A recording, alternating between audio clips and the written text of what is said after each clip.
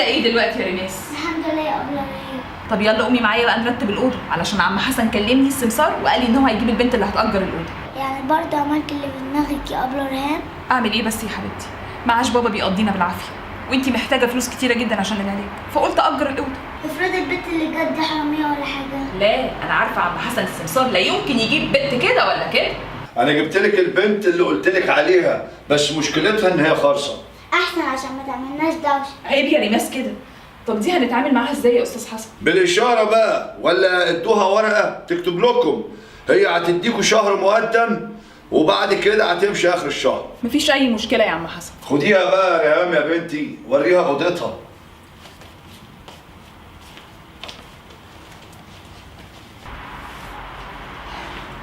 دي بقى الاوضه بتاعتي. انت فاهماني ولا ايه حكايتك انت؟ على العموم دي الاوضه بتاعتك، خدي راحتك فيها.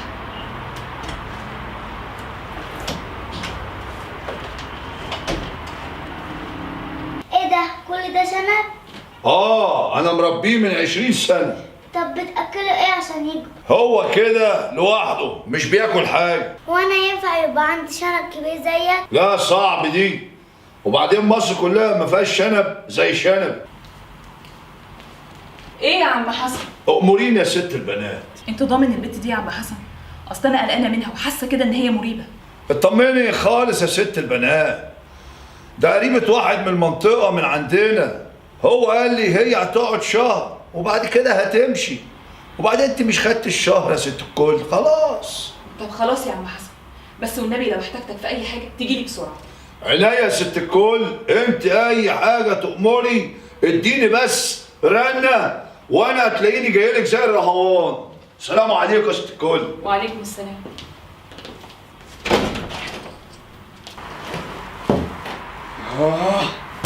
بتاع دي خنقتني يا ساتر. بس الحمد لله لقيت مكان استخبى فيه من الشرطه. البنتين اللي بره دول شكلهم هبل خالص، الواحد هيعرف يضحك عليهم. بقول لك يا ريماس، البنت اللي جوه دي على طول قاعده لوحدها كده، ما تجيش تقعد معاها، ولما تيجي تنزل تجيب اكلها وتدخل برضه اوضتها وتقفل عليها. والله يا ابله ريهام انا بخاف منها. هقول لك احنا ملناش دعوه بيها، هي كده كده مأجره الشقه شهر واحد وهتمشي. احسن برضك.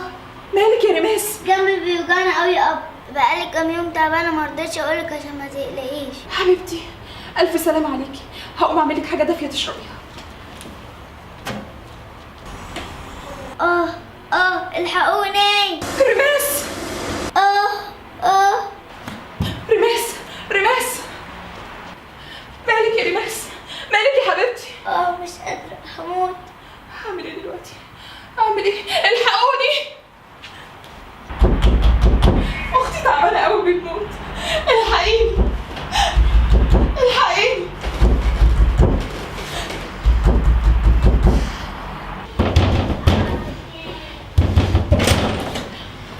اختك مالها؟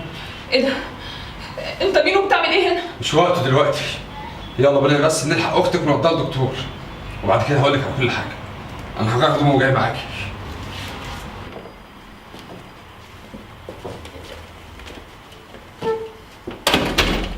الحمد لله ان احنا طمنا على اختك. انا هدخلها جوه وارجع لك تاني.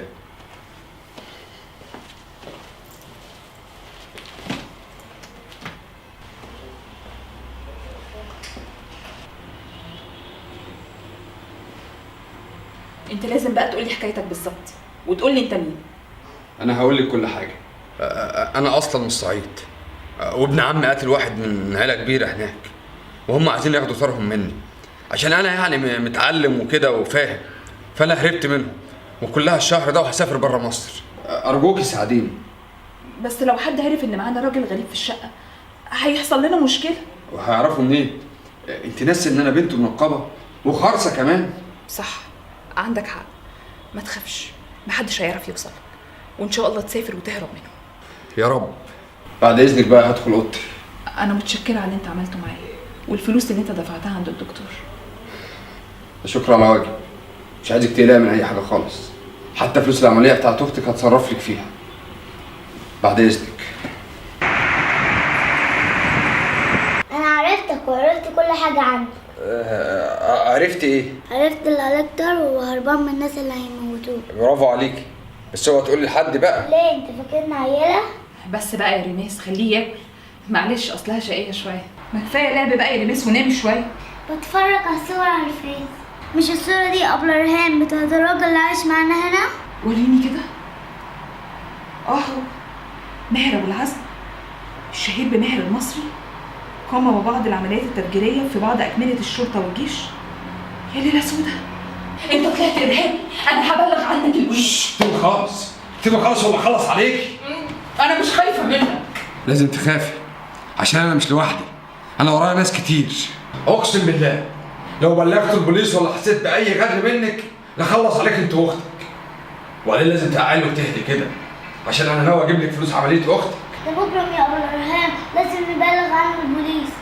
لا يا ريميس انا خايفه عليكي، وبعدين هو قال لي ممكن يتصرف في فلوس العمليه بتاعتك. مش عايزة فلوس منه، ده مجرم ولازم يتقبض عليه. انا عندي فكره، انا اكلم عم حسن وهو يتصرف، مش هو اللي جابه هنا.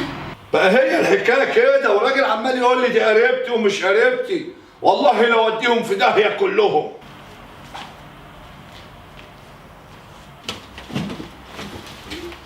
اهلا قديمه، العب غيرها، خليك راجل واقلع النقاب ووريني نفسك. لو فكرت تعمل حاجه هخلص عليكم كلكم. الكلام ده لو انت راجل، انما انت مش راجل، تعمل عملتك وتتدارى ورا النقاب. يالا انا هعرفك من هو المرة. دول سيد الرجاله يالا، مش النسوان اللي زيك. الحمد لله، كابوس ونزاح. الحمد لله البوليس قبض على الراجل وكل الناس اللي بيساعدوه. ربنا ينتقم من كل واحد بيقتل ولاد البلد دي غدر. يا رب. صحيح بقى، اختك هتعمل عمليه على حساب الدوله في مستشفيات الجيش. الحمد لله. الحمد لله، شفتي جت من عند ربنا اهو.